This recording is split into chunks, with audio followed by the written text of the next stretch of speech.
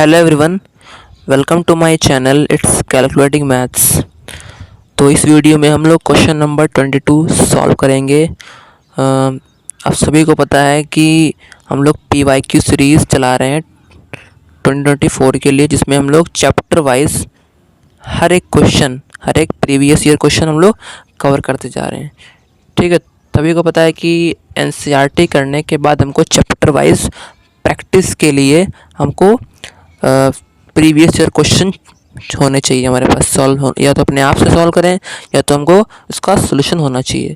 ठीक है, और जिसने NCERT का नहीं भी की है, अगर वो इन वीडियोस को देखेगा, ठीक है, तो उसके मिनिमम से मिनिमम आपके 100 में से 80 to 85 मार्क्स आपके स्कोर हो सकते हैं। मिनिमम आपके 90 भी हो सकते हैं। ठीक है, क्योंकि ये जो क्वेश्चंस है ना, वो आपके एक रेगुलर पैटर्न पे ही आए हुए हैं, यानी कि ऐसे क्वेश्चंस आपके हर साल बनते हैं इसी पैटर्न से।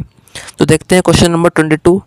If for the matrix A, हमारे पास कोई एक मैट्रिक्स दी गई है 2x2 ऑर्डर की, जहाँ पर ये tan x दिया है इसमें एलिमेंट।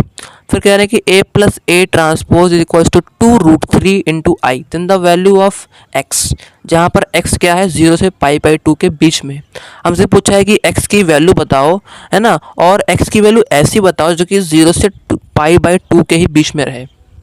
ठीक है, तो यहाँ पर जो क्वेश्चन में गिवन है उसी पे काम करेंगे। गिवन क्या है, a, हमारे पास एक मैट्रिक्स गिवन है। अगर मैं इसका ट्रांसपोज ले लूँ, ट्रांसपोज का मतलब क्या होता है, रो को कॉलम में चेंज कर दो। तो यहाँ पर देखिए 2 रो हैं तो दोनों कॉलम में आ गए। tan x इंटू 1 तो tan x into 1, -1 into tan x तो -1 इंटू tan x। ठीक है, तो ये सभी को पता है कि इनवर्स ट्रांसपोज कैसे निकालते हैं। अब और क्या गिवन है क्वेश्चन में कि a plus A transpose is equal to 2√3i। Put कर देंगे यहाँ पर a की वैल्यू क्या है, ये a ट्रांसपोज की वैल्यू क्या है, ये इंटू 2√3। अब देखो यहाँ पर जो i है ना, वो यहाँ पर हम लोग 2 इंटू 2 ऑर्डर का ही लेंगे, क्योंकि यहाँ पर जो मैट्रिक्स गिवन है वो भी कैसी हैं, 2 इंटू 2 ही ऑर्डर की है ना। तो हम मैट्रिक्स के हिसाब से हम लोग आइडेंटिटी मैट्रिक्स को लेते हैं। तो यहाँ पर हम लोगों ने 2 इंटू 2 ऑर्डर की एक आइडेंटिटी मैट्रिक्स को लिया है। आगे देखते हैं। फिर यहाँ पर देखो इन दोनों को प्लस कर लेंगे, तो क्या होता है, जब भी हम लोग दो मैट्रिक्स को प्लस करते हैं ना, ऐड करते हैं, तो क्या होता है, करस्पॉन्डिंग एलिमेंट्स क्या होते हैं, ऐड हो जाते हैं। तो यहाँ पर देखो tan x into tan x, tan x plus tan x, तो tan x plus tan x, 1 -1 -1 plus 1। ठीक है, tan x plus tan x, तो यहाँ पर ये हो गया।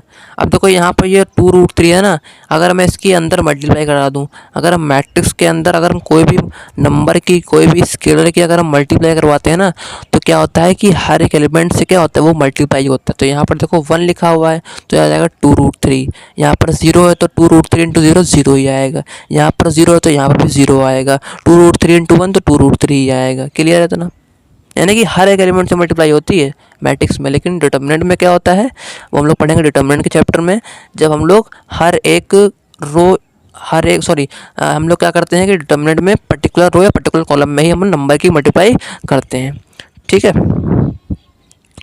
फिर देखो यहाँ पर इन दोनों को जोड़ेंगे क्या आएगा, इन दोनों को जोड़ेंगे क्या आएगा, tan प्लस tan 2tan हो जाएगा, tan प्लस tan 2tan हो जाएगा। ये कट जाएगा 0 आएगा, ये कट जाएगा 0 आएगा। ठीक है, अब यहाँ पर देखो जब भी आपके दो मैट्रिक्स इक्वल होते हैं तो करस्पॉन्डिंग एलिमेंट्स भी क्या होंगे, इक्वल होंगे। यानी कि 2 tan x is equal to 2√3, है ना। तो यहाँ पर हो जाएगा 2 tan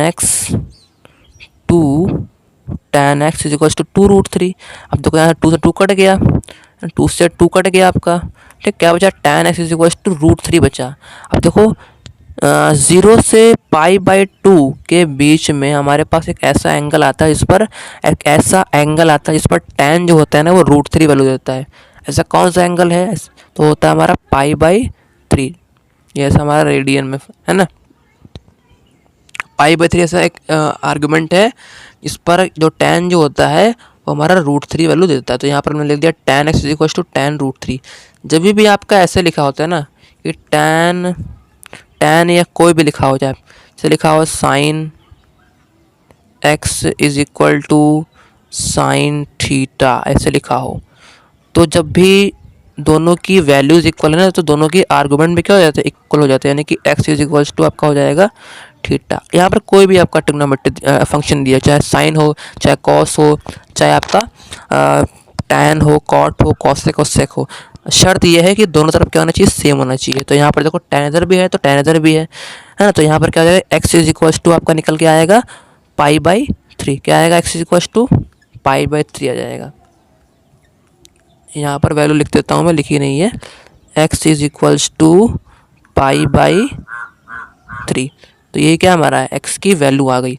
अब देखो ये हमारा कौन से ऑप्शन में है, ये हमारा कौन से ऑप्शन में है, चेक करो ज़रा, ये हमारा थर्ड ऑप्शन में है। अब देखो जो π/3 है ना, वो हमारा 0 से 90 के बीच में आता है ना। देखो 0 आता है, फिर क्या आता है π/4 आता है, फिर क्या आता है, सॉरी π/6 आता है सबसे पहले, π/6 फिर π/4 आता है, ठीक है। फिर क्या आता है आपका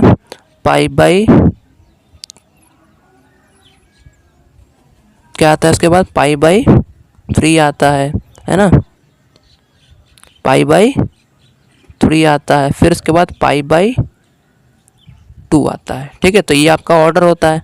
तो यहाँ पर देखो 0 से 90 के बीच में हमारा π/3 आ रहा है ना, तो ये हमारा ऑप्शन नंबर सी करेक्ट हो जाता है। आई होप आपको ये वीडियो समझ में आया होगा, ये क्वेश्चन आपको एकदम क्लियर हो गया होगा, बिल्कुल क्रिस्टल क्लियर हो गया होगा, ठीक है। तो इस क्वेश्चन की PDF आपको डिस्क्रिप्शन बॉक्स में मिल जाएगी, वहाँ से आप डाउनलोड कर सकते हैं।